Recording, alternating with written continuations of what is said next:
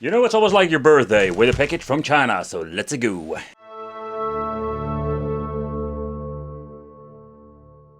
Guys, welcome back to the channel. It's awesome that you're tuning in. Very known nowadays with handhelds. So basically they are using this Linux-based piece of hardware in different systems or formats. It's quite interesting. It comes also with a wiggle stick, but let's do a quick overview. What you can see is held by styrofoam. The system itself. Let's see, we have an extra, yeah, whatever. We're having an HDMI cable, so this is surprising. So let's take a close look at the controller. It's very tiny and we're going to play with it in the video to see if the D-pad is responsive. I can tell you already, the D-pad itself, it feels very nice. Looks and feels very nice. 6-button controller, pretty cool if you want to play fighting games. No shoulder buttons, select start. Top row buttons. As you can see, we're having here select, start, return. This is where we're going back for the return menu. Volume control, very clicky buttons. So this is what the 5 little buttons doing over here. Alright, so the joystick. I can tell you already, this is what we call the next level of wicked wiggle stick. I don't know if this is a good thing or a bad thing, but look at it. It's more. There is no clicky button.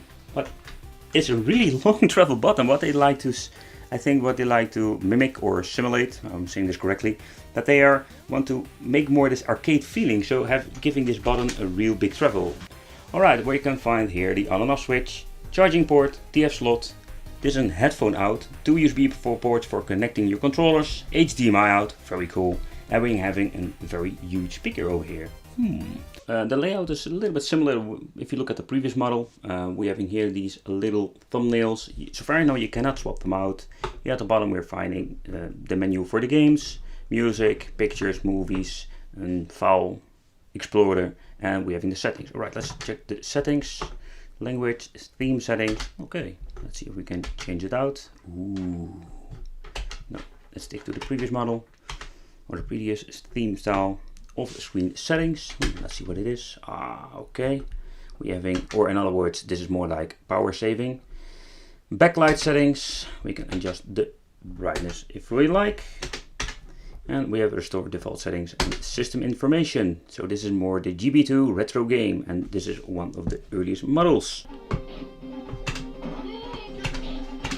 So what I've noticed, like the previous model, it has this big dead zone. I'm going to show you in another game.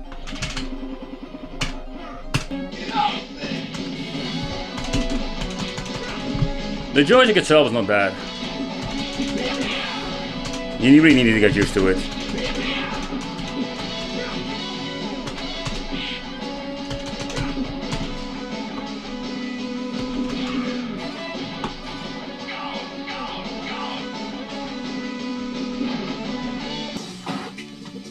Not bad. You need to get used to the D-pad, but the D-pad is really not bad. Just avoiding Sean. Oh, you cheapskate.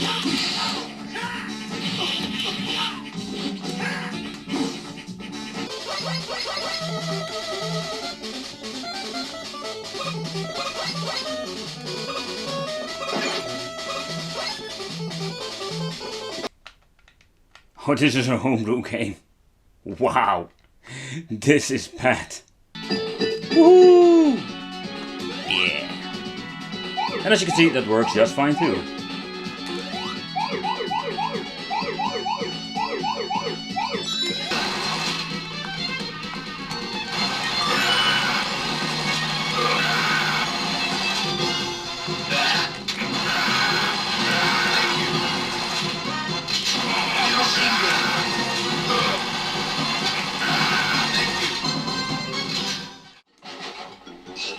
Wow.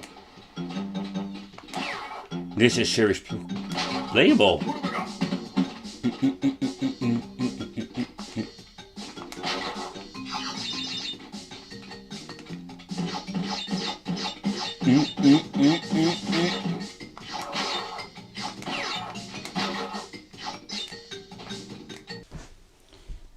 And what you can see is automatically giving the signal, including the audio, to the television.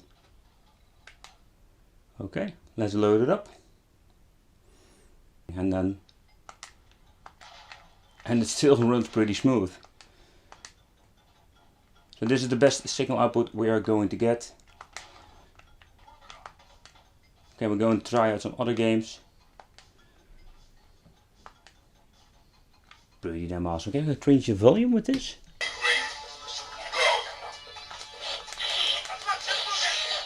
All the buttons are mapped correctly. It's freaking unbelievable.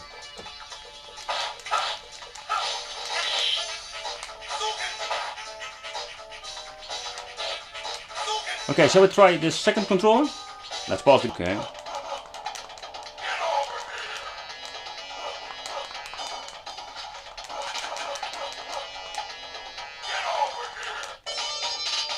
Alright, so for the final conclusion regarding this new retro game system.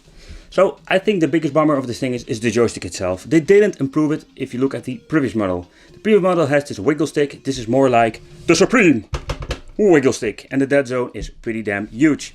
The screen itself, it's not bad at all. It's got a very good view angle.